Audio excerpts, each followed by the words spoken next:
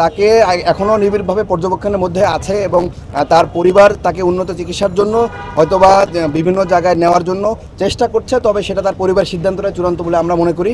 এবং এখানে যে বোর্ড মেডিকেল বোর্ড সিদ্ধান্ত দিয়েছে যে তাদের শারীরিক অবস্থা অবর্বিত রয়েছে এবং সেটা আশঙ্কাজনক, গত দুদিন যেরকম ছিল ঠিক ওই রকমভাবে আছে। যে এটা মেডিকেল বোর্ড সিদ্ধান্ত দেবে, তার পরিবার যদি এগ্রি করে দেন মেডিকেল বোর্ড ওই ব্যাপারটাই তখন আলোকপাত করবে আর কি।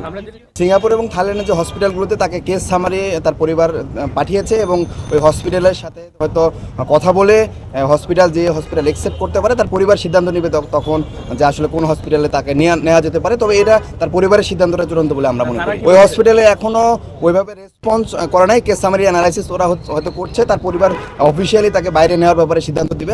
বসুন্ধরা টিস্যু, অশুদ্ধতার বিরুদ্ধে এক বিন্দুও ছাড় নয়। আমরা তার পরিবারের কথার জন্য আমরা অপেক্ষা করে থাকবো। হাদি ভাইয়ের বুলেটটা রাইট সাইড দিয়ে ঢুকে গিয়ে বাম সাইড দিয়ে বের হয়ে গেছে, টেম্পোরাল রিজন দিয়ে।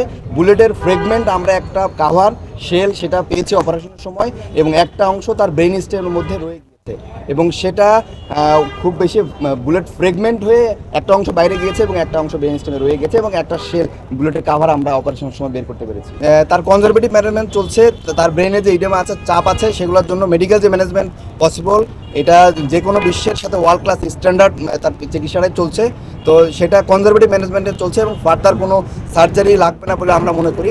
তারপরে যদি বোর্ড মনে করে যে না নেক্সট কোনো প্রসিডিউরে যেতে হবে, তাহলে সেই বোর্ডের সিদ্ধান্ত অনুসারে সেই প্রসিডিউরে যা পসিবল হবে।